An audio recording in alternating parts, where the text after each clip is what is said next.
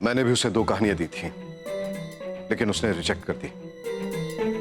उसे एक और सही कहानी की, एक बेहतर कहानी की तलाश थी। फ्रेंचाइजी खरीदना कौन चाहता था? आप लोग ये सारे सवाल मुझसे क्यों नहीं पूछते? भाभी को क्यों परेशान कर रहे हैं? फ्रेंचाइजी खरीदने के लिए पब्लिशर्स की एक लंबी लिस्ट मेरे पास थी। आप चाहे तो मेरे घर से पिकअप करवा सकते हैं। अभी तक एक भी क्लू या सुराग मिला आप लोगों को? नहीं ना?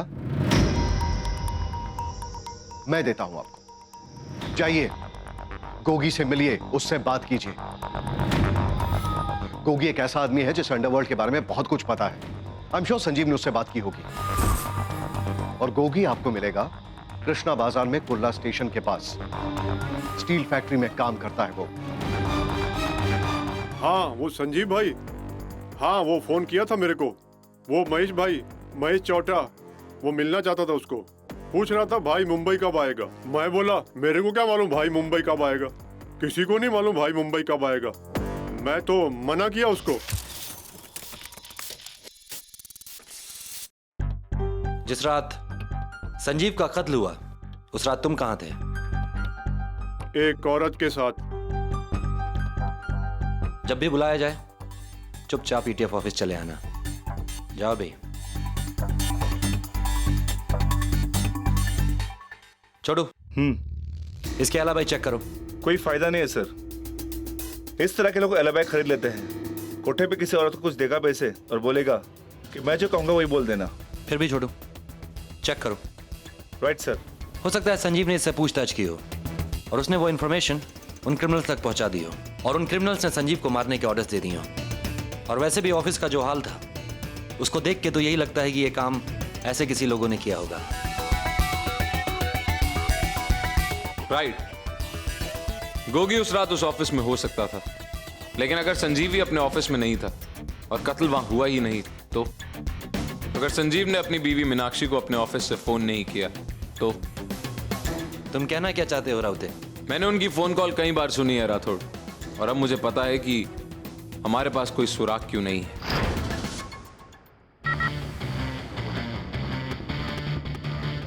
कत्ल यहां नहीं हुआ था, क्योंकि कत्ल के बाद जब हम यहाँ आए थे तो इस कमरे का एसी ऑन था, खिड़कियां बंद थी, ठीक वैसे जैसे अभी। और अगर इस बंद कमरे में 2 गोलियां चलाई गई थी तो नाइट्रोग्लिसरीन की स्मेल जरूर होती, क्योंकि नाइट्रोग्लिसरीन लकड़ी पे अपनी स्मेल छोड़ ही देती। और इस कमरे में लकड़ी की कोई कमी नहीं है। अगर हवा आ रही होती तो बात अलग थी। और सबसे इंपॉर्टेंट बात, उस पूरी कन्वर्सेशन में पीछे एसी की आवाज क्यों नहीं सुनाई दे रही? Let me make it clear. इस फोन में वो रिकॉर्डिंग है जो मैं अभी बोल रहा था, और इस फोन में संजीव की फोन कॉल की। दोनों के बीच का फर्क ध्यान से सुनना। कत्ल यहां नहीं हुआ था, क्योंकि कत्ल के बाद जब हम यहाँ आए थे तो इस कमरे का एसी ऑन था, खिड़कियां बंद थी, ठीक वैसे जैसे अभी। इस रिकॉर्डिंग में एसी की हमिंग आ रही। अब ध्यान से सुनना, वो फोन कॉल। सो गई क्या? या गुस्से में हूँ? बस 1 घंटे में मैक्सिमम ऑफिस से निकल ही रहा हूँ। अरे बस निकलने ही वाला था, एक अच्छा आइडिया आ गया, अब लिखना तो पड़ेगा। इस फोन कॉल में कहीं भी एसी की हमिंग नहीं आ रही। इस तरह के बंद और छोटे कमरे में आवाज गोली की कैसी सुनाई देगी? कुछ ऐसी। लेकिन एक बड़े और खुले कमरे में उस गोली की आवाज कैसे सुनाई देगी, ये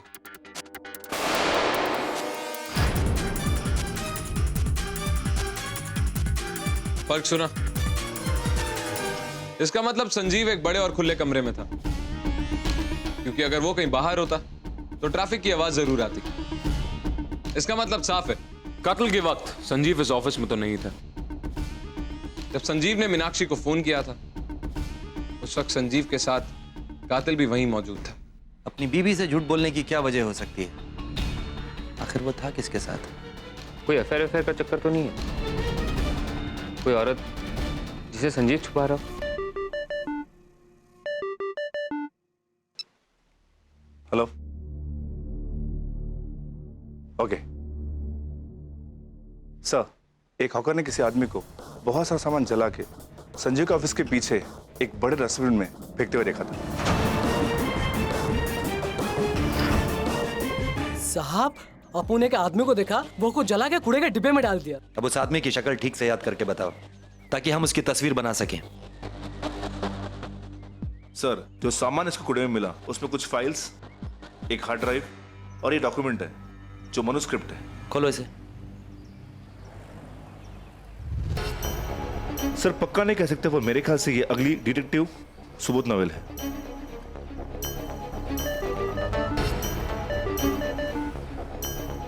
हेलो, छोड़ो, ले जाओ इसे। चलो। सर, राठौर सर की कॉल है। स्पीकर पे डालो। हाँ राठौड़। राउते, एक औरत की लाश मिली है और उसे जो गोलियां लगी हैं वो उसी गन से चलाई गई हैं जिससे संजीव का कत्ल हुआ था। हो सकता है ये वही औरत हो जिसके बारे में संजीव हमसे छुपा रहा था। मे बी, लेकिन अब इतना तो पक्का हो गया है कि ये दोनों कत्ल आपस में जुड़े हुए हैं। राउते, तुम श्री को लेकर क्राइम साइट पे पहुंचो, मैं इस आदमी का पता लगाता हूं।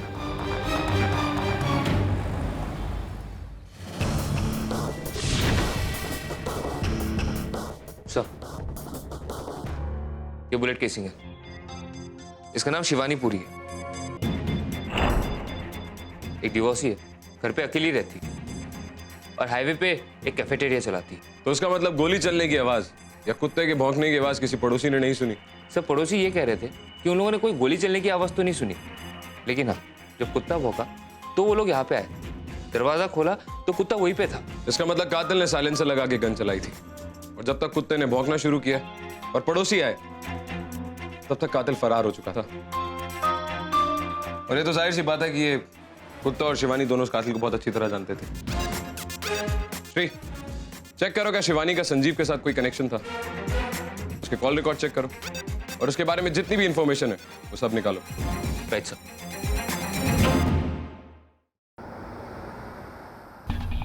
सर, शिवानी की कॉल रिकॉर्ड्स।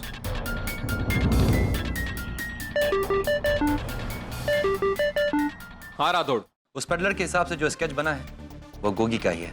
इसका मतलब संजीव के ऑफिस में गोगी ही गया था। एक मिनट।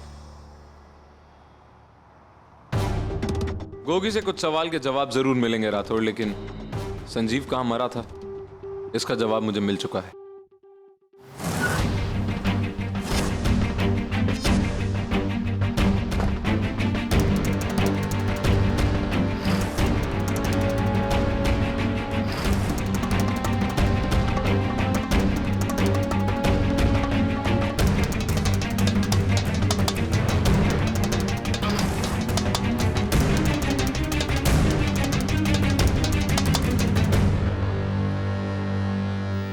कैलकुलेट कर रहे हो कि डिटेक्टिव सुबोध की फ्रेंचाइजी बेच के जो पैसा मिलेगा उसे कहां कहां डालोगे? अभी पिछले महीने तुम्हें जय पॉकेट बुक से 35 करोड़ रुपए का ऑफर आया था, राइट मिस्टर जयराज?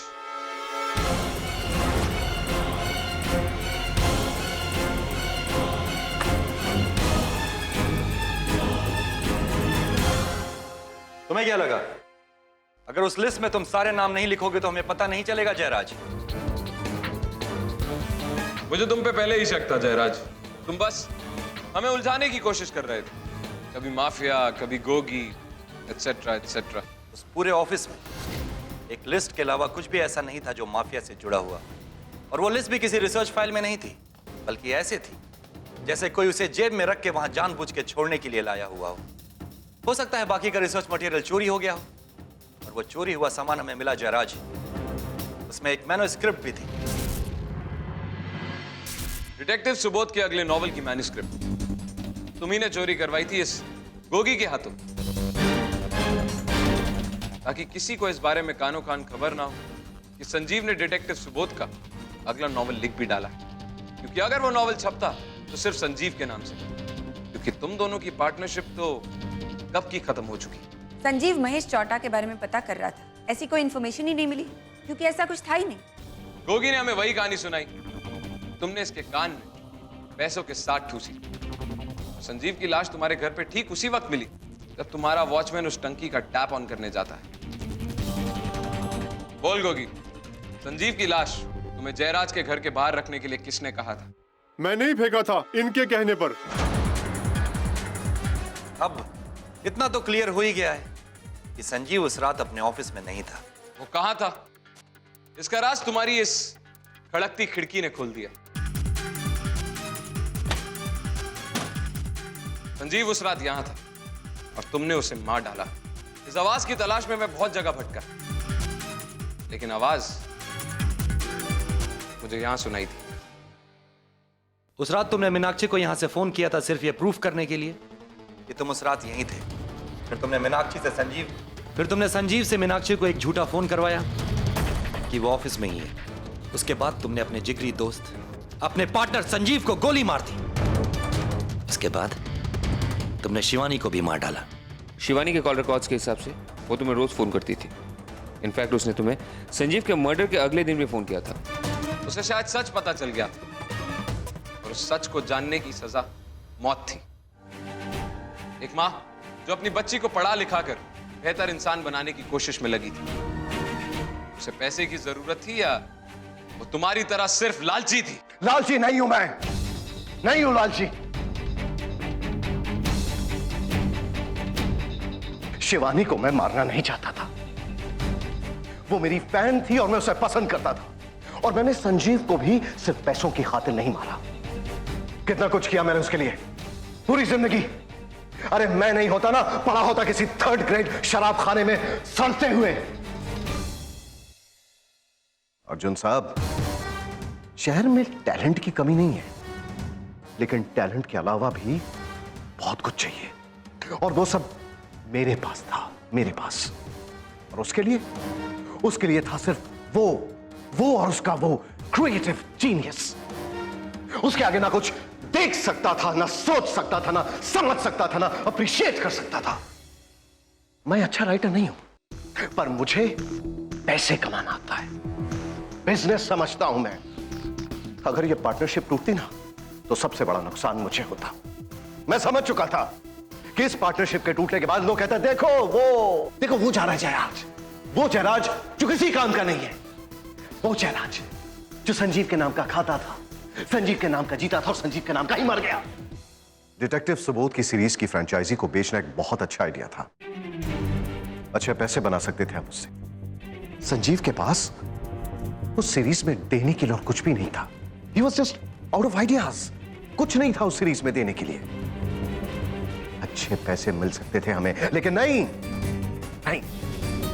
हमारे जिद्दी संजीव को तो यह मंजूर ही नहीं था।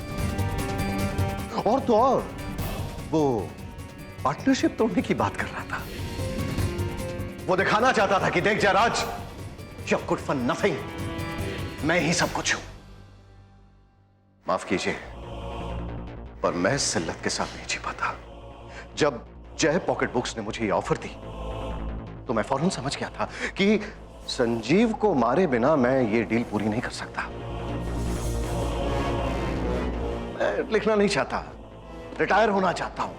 आई वॉन्ट रिटायरमेंट, लेकिन रिटायरमेंट के लिए बहुत सारा पैसा चाहिए, बहुत सारा पैसा। ये सब कुछ मेरा होता अगर उस रात शिवानी ने मुझे उसके साथ ना देख लिया होता। परसों दिल्ली जा रहा हूं, जब तक लौट कर आऊंगा पेपर वर्क कंप्लीट हो जाएगा और हमारी पार्टनरशिप भी खत्म।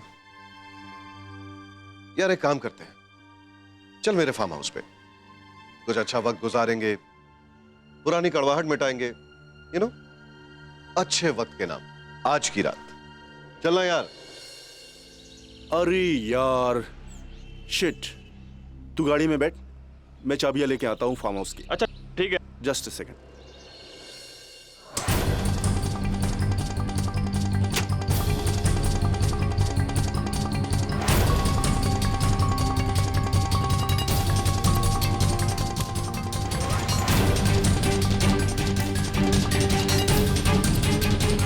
गोगी को मैंने बता दिया था कि हमारे जाने के बाद ऑफिस से डिटेक्टिव सुबोध का लेटेस्ट मैन्युस्क्रिप्ट निकाल ले।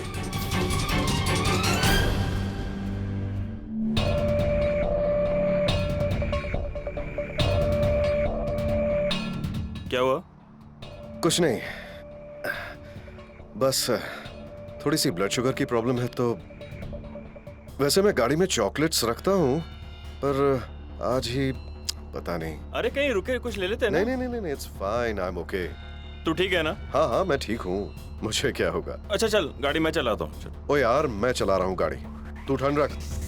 अरे यार तू भी। अच्छा चल वहाँ गाड़ी रोक। क्यों? अरे रोक ना यार 1 मिनट। उस कैफे पे? हाँ यार 1 मिनट में आया। अरे Sanjeev I really don't need anything, मुझे कुछ नहीं चाहिए यार। तू रोकता है या नहीं? शायद मुझे उस कैफे पर नहीं रुकना चाहिए था क्योंकि वो कैफे शिवानी का था और मुझे संजीव के साथ देख सकती थी और वही हुआ। ये ले। अरे थैंक यू सो ये मच। खाएगा ना एकदम ठीक हो जाएगा।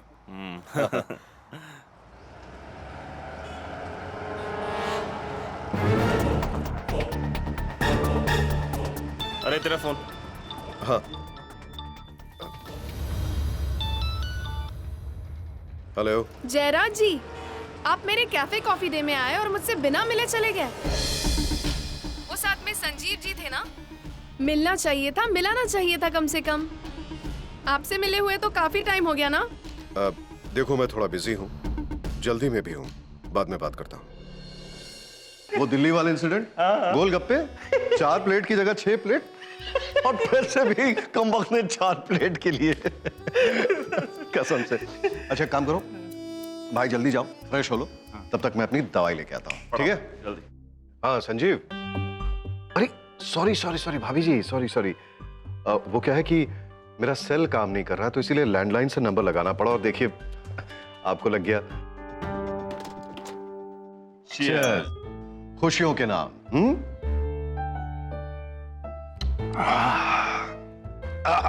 अरे यार बातों बातों में यार मीनाक्षी को फोन करना भूल गया। 1 मिनट ना, अभी कर लेता हूँ। सो गई क्या या गुस्से में हूँ? बस 1 घंटे में मैक्सिमम ऑफिस से निकल ही रहा हूँ। अरे बस निकलने ही वाला था, एक अच्छा आइडिया आ गया, अब लिखना तो पड़ेगा ही ना। Please try to understand.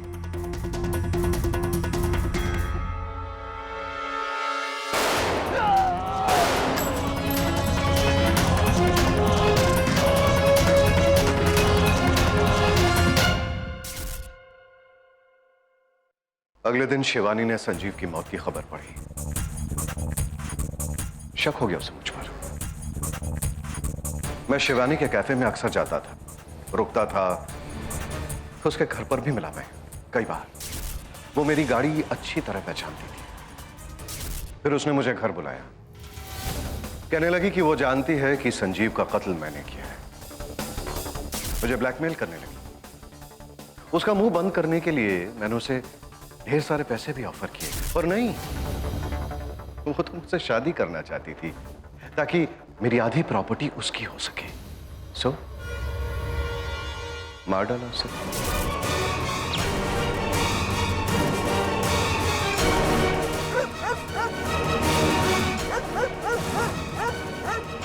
हम तुम्हें तुम्हारे दोस्त के कत्ल के जुर्म में गिरफ्तार करते हैं Jayraj. You are under arrest.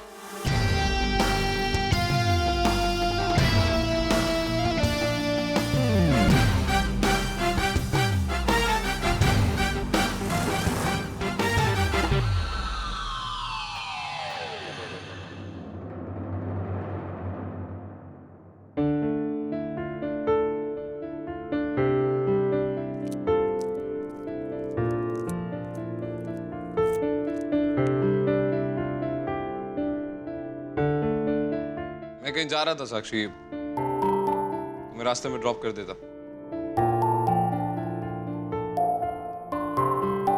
Late हो चुका है।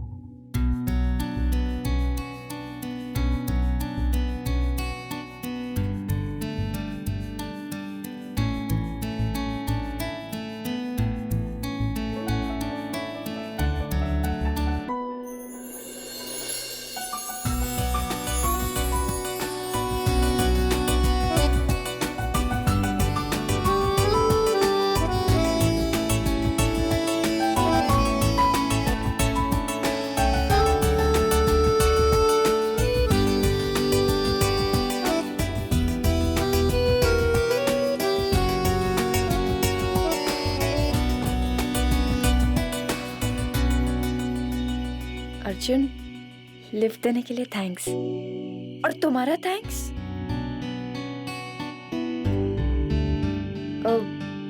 मैंने केस के लिए जो मदद की उसके लिए?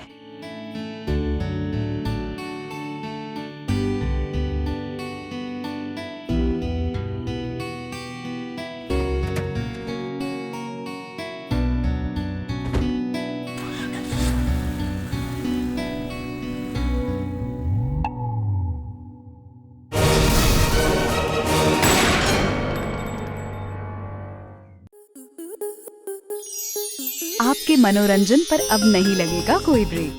स्टार प्लस के बेहतरीन शोज देखने के लिए लाइक, शेयर और सब्सक्राइब करें स्टार प्लस यूट्यूब पेज को।